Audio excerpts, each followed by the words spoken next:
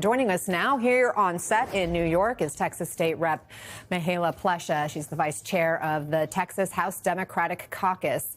First, thanks for being here. I'm not sure if you heard the president's clip there at the very top of our show, but he says that Republicans are entitled to these 5 seats in Texas. What's your reaction or response to that? Well, thank you so much for having me. And this reminds me of when Donald Trump called the Secretary of State of Georgia, and he felt he was entitled to 11,000 more votes. He actually told him, hey, find me 11,000 more votes. The Secretary of State of Georgia at that time said no. When Donald Trump called our governor, Governor Abbott, and said, hey, man, I need 5 more congressional seats, Donald Trump said, I need it now. And Greg Abbott said, sure. And he put aside flood relief. He put aside the school children of Texas when it comes to the STAR test. He put aside property tax relief to focus on the whims and the wills of President Donald Trump and his power grab.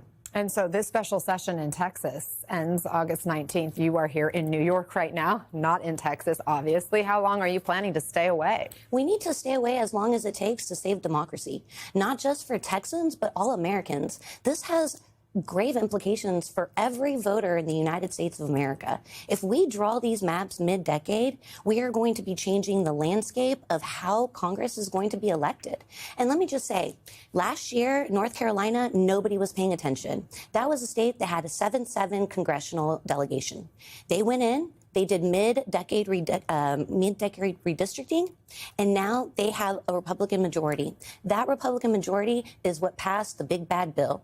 And let me tell you, Donald Trump sees the writing on the wall. Americans are fed up with his bad policies. He's cutting food assistance. He's cutting access to health care. Rural hospitals in my state are suffering, and he knows he's going to lose in 2026. But can you actually do anything to stop this redistricting from happening in Texas? You don't have the majority.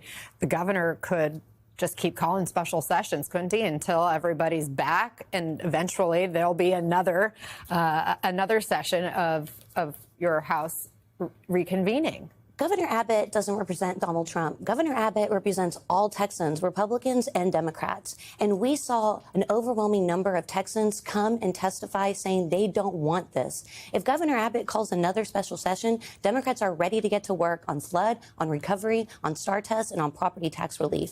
But this is not something that Texans asked for. We had 9 hearings on redistricting. We've only had 2 on flood relief.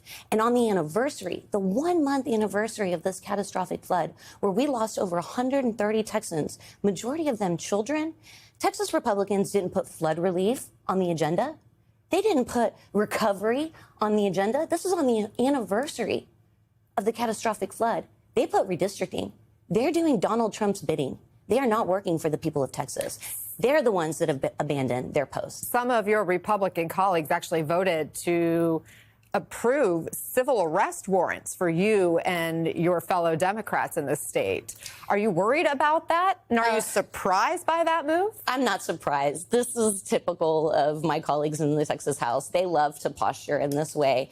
This really isn't about my arrest or me going to jail or anything like that. This is about democracy and protecting the people's voice and their vote.